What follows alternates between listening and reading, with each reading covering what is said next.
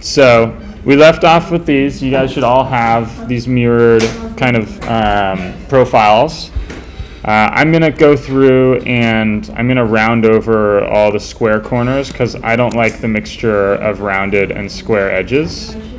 So one trick I'm going to use, though, is I don't want to fillet all of these. Can you guys keep the conversations down? Unless you have a question. So one key thing to take into account here is we have a mirrored item. I want these to be exact duplicates of each other, and I could go in and I could, fillet both parts on the chairs and select them individually, but I'm not going to do that. I'm going to just go back in time to right before I mirrored this side over so that I only have one side. And because I've gone back in time to before the mirror, any changes I make here, once we go forward in time, it's going to retain those changes on the mirrored side. So go ahead and drag your browser down here just one tick to the left. All right. Okay, so we went back in time to before we mirrored it, and then we're going to pull out our fillet tool, and we're going to go ahead and fillet any of the corners that we want to be rounded.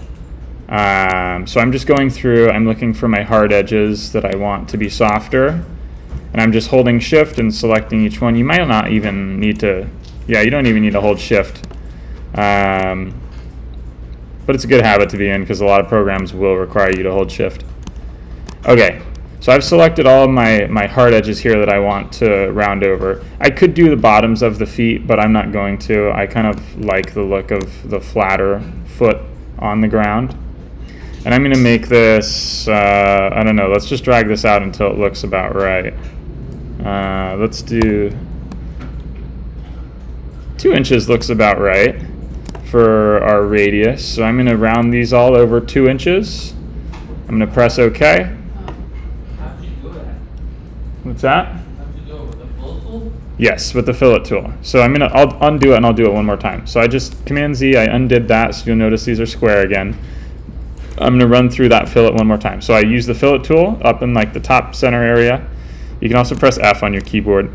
And I just selected all of my edges here that I want to become rounded over.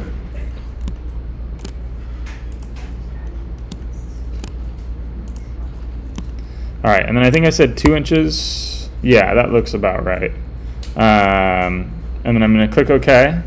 And because we did that before the mirror, now as soon as I go back forward in time by dragging my little cursor here over, it's going to mirror it having already had the fillets. What's that? 2 inches, is it?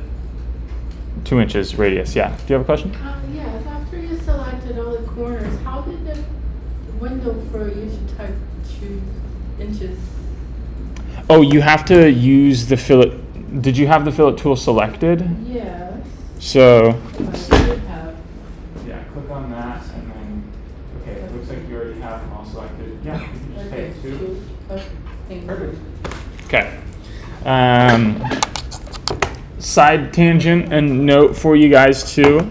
Some things you can move around on the timeline. So let's say for whatever reason I wanted only this side to be filleted. So I would want this fillet to have been done after the mirror. You can just pick one of these up and drag it. And you'll notice down here, I just moved my fillet to after we mirrored. So this one isn't filleted and this one is. So in this case, we want both of them filleted, but just so that you're aware, you can drag and move these around to an extent. You can't move something back to before it was created, but there is some flexibility there. Okay, now we have these all rounded over. We're going to go ahead and start making the kind of slats, I guess, that this chair will have for you to sit on that bridges the two. So let's see. I think the best way to do this is probably going to be, let's do an offset plane. And I'm going to click on this plane here, because we're going to want to be creating some slightly curved, like banana-shaped slats. So I'm going to choose this plane. And then for the extent, I should be able to. Let's see if it's going to let me. If I click that point there, it's automatically going to snap my plane out to that point. So I'll do that one more time. I'm going to change this back to 0. When you're offsetting something or extruding or anything, you can click on reference geometry and it'll do all the math for you. So I didn't have to go through and figure out how far this point was from this center here, because this right here is where I want my slats to start, and I'm going to want like 1, 2, 3, 4, 5, all the way up the chair, however many that ends up being. So everyone has their offset plane at -8 inches in my case. I'm going to click OK, and then I'm going to create a sketch on this plane here. It's on 8. What's that? It's on 8, right? On 8. 8? Yes. And you create a sketch right here. Yes. On this plane. On the plane you just created. Okay. All right. So I'm going to go ahead and let's see. I want to do. Let me slice. I'm going to check the slice icon here so that I can kind of see, roughly where I'm going to be able to place my my banana-shaped thing. So I just toggled slice on the right here. Where is it? Up here in your sketch palette. What's that? Okay. And that'll just give me a better idea of what I'm looking at when I'm looking at it directly like I am here. Okay, let's go ahead and make an arc. So I'm going to press A. My default A is the 3-point arc. I don't remember if this is Fusion's default. I prefer 3-point arc. If it's not giving you the same arc as what I have here, when you press A, just use the 3-point arc. And then we're going to just arbitrarily kind of put 2 points out to the sides here, and then 1 in the center here. And then we're going to come back after the fact, and we're going to adjust all this properly to where it's going to need to sit. So the first thing that I'm going to do is, everyone has their arc here. I'm going to drop down Create. I'm going to project and include. But instead of using the standard project, I'm going to use the intersect. So this can be super useful, and I actually didn't even know this existed for the longest time, because it's going to let you project exactly where something is in relation to where your sketch plane slices through it. So on more complex geometry, like if this line was kind of at an angle from this view, I wouldn't be able to pick the kind of point on that line where the sketch is slicing through, except for with this intersect projection. So I don't know if that makes a ton of sense right now. It's kind of hard to explain, but we're essentially, the intersect as opposed to the project just allows you to reference geometry where it's sliced by your sketch plane that you're on, I guess. Okay, I'm going to click on these 2 outer points here, and then I'm going to click OK. Sweet. So now I have these 2 points. Now I want my arc, the ends of my arc, to end right at those points. So I'm going to use my coincident constraint, which is up here in the top center. And this lets me click on 2 things that I want to be coincidental, or basically occupying the same location in space. So I'm going to click on the point on my arc here first, then I'm going to click on this purple. How'd you click on the point? What's that? How'd you click the point? Like, No, I mean like when you had like intersect on it. when I projected the intersection. Yeah, how'd you do it? So I did project, include, intersect, and then I just did this edge and that edge, and then clicked OK. All right. So we're going to use our coincident constraint. We're going to go this point to this outer one here, and then this point to this one here. How did you do that? I'm using my coincident constraint, and I'm just clicking on the points and where I want them to be connected. Okay, so now that I have this arc, I am constrained laterally, like these points won't move around, but this arc still doesn't have a defined curvature. So I'm going to use my sketch dimension tool, or press D, and I'm going to set this radius, I don't know, I mean, maybe 60 inch radius for this curvature feels about right. You don't want something too curved, but don't want it too flat. It's preference. I'm using 60 inches. And then I'm going to use escape to drop my my sketch dimension tool. Let me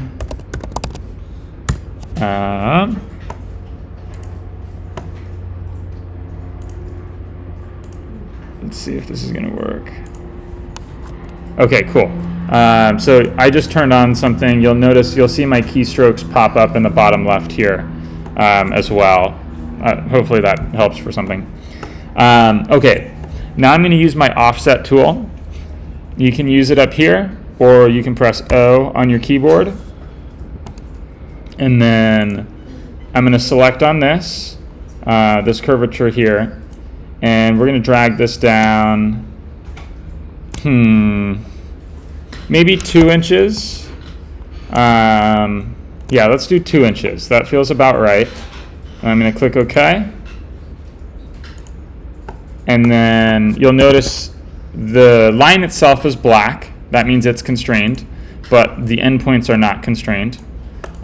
So we're going to constrain these based on, I want like the ends of this to round out, and I want it to be tangent. So I'm going to use my arc tool. I'm going to press A. You can also find it under Create 3-point Arc. How'd you make another one? What's that? How'd you make another one of that? I use my offset tool, 2 inches. And then I'm going to click on this point here and this point here. I'm going to draw out something roughly that about the right size. I'm going to go back and fix the size of these in a second here. I'm going to do the same on the other side, like that. Using the arc tool? Yes, using the arc tool. Center arc or center point or tangent arc? 3-point arc. So this doesn't quite flow right, so I want this arc to be tangent to this curve. So I'm going to use my tangent constraint, and I'm going to click on this curve and this arc here that we just created, and now these are going to flow nicely into each other. I'm going to do the same thing for this curve in the bottom. I'm going to click on that and click there, and then I'm going to do the same thing on the other side. I'm going to set this outer arc tangent to our curvature. And what that's done, if I drop down my sketches icon, is it's fully constrained my sketch. I don't see any white points. All right, we're going to keep cruising along here. So, does everyone have this that's following along? Yeah. Cool. So, let's do...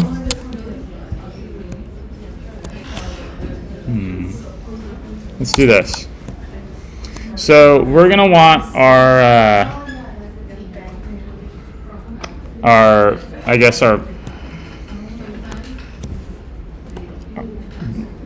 like slat. I'm looking at this closer now, and I'm seeing that this guy is cutting away from this, and I'm thinking, sorry, I haven't created this design before. I didn't think about this in advance. I actually want this to sit a little bit higher than that. So we're going to delete a couple constraints. So watch my screen first. Don't do anything yet. I'm going to click on this point here, because what I want to do is I want to move this up just a little bit so that it's no longer like not encapsulating this little triangle of my piece here. So I'm going to click on this point here, and you'll see that I have two little icons here. And usually, if it's not points, it's a little easier to see which one's which, because as you hover over each one, it should show you what the two relationships are. In this case, it's just a point, so I can't really see which one's which. So I'm just going to start by deleting this one here on the right, and I'm going to drag this, and okay, that's not the one I want to delete. So I'm going to undo that. I'm going to click on this point again. Oh, I need to undo a couple more times, I guess. And then I'm going to delete this first constraint here. I'm going to drag this up. Oh, it didn't delete. There we go. Okay, so now at this point, I was able to drag up above it. So I'm going to do the same thing on the other side. You guys go ahead and follow along on your computers now. What we're doing is we're just trying to delete the constraint of this intersection between these two to the projected geometry. We still want these two stuck together. So after you delete one of the constraints, go ahead and just click and drag, and you'll notice this has broken the connection between this and this, but that's not what we want. So I'm going to undo, and I'm going to, it's going to take a sec. I might need help with that. Give me 1 second here.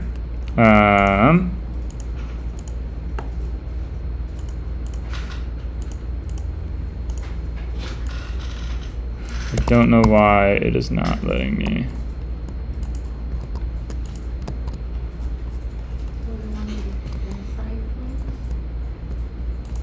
Okay, there we go. So I'll help you guys out in a second here. This can be a little funky sometimes.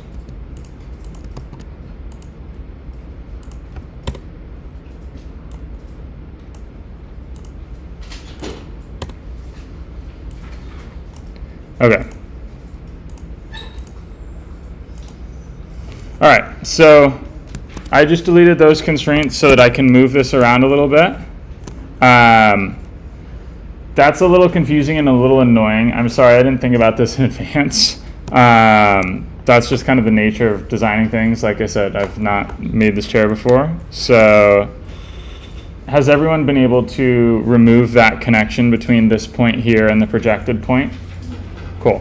So go ahead and like drag it upwards, and you shouldn't see, when you're like not hovering over this point here, you shouldn't see any white points or anything there or here. And we're going to use the horizontal vertical constraint. I'm going to click that and open it. And then I'm going to click on the projected point. I'm going to click on the point that we just removed the constraint from here, because I still want this to be perfectly vertically above it. I don't want it to be at it, but I want it to be a little above it, which is what I'm doing here. And so I'm doing the same thing on the other side. I'm going to go perfectly vertical to this point there. So your sketch is still blue. We're missing one thing, which is the dimension vertically as to where this is positioned. So in our case, I'm going to dimension using the D key, or your dimension tool here, this projected point from here, and I want that to be, let's do 0.25. You'll notice the other side, it can be moved up and down. We don't want that, so we're also going to constrain with the horizontal vertical constraint this point here and this point here, so that they're at the same level. So I'm sure there's going to be some questions. That's a little confusing. All right. Let's keep cruising along through the rest of this. So theoretically, in order to like make all of this fit together properly, I would, if you guys can keep the side conversations down, I would want to have like a little slot cut out of this here, and then another slot cut out of the side part here so that it can fit on. I'm not going to do that right now. I'd rather get you guys going on your own designs, so I'm going to skip past that part. this won't be theoretically producible, but that's fine. I just want to show you one more tool. So I'm going to finish sketch. I'm going to take this that we just created. I'm going to press E for extrude. I'm going to do 0.5 because that's the thickness of our material. But I'm going to change it from cut to new body. It's 0.5? 0.5, half-inch plywood. So you should all have this guy here. All right? Now we're going to, what's that? I cannot do it. Mine is a bit different from yours. You got that? I'm going to show you one last tool, and then I'm going to set you loose on your projects here. So we are going to, because I don't just want one of these, I want multiple of them. So I'm going to use my pattern tool, which is under create. I'm going to use pattern on path because I'm going to want multiples of these, and I'm going to want them to kind of go up this path, this edge here. So I have my pattern on path open. I'm going to click on the object that I want to be patterned, and I'm going to select the path, and looks like it wants to go all the way around, which is not what I want. How do you select the path? I just clicked on the edge here, but I don't want that to be all the way around. So I can do suppression. I think I can also do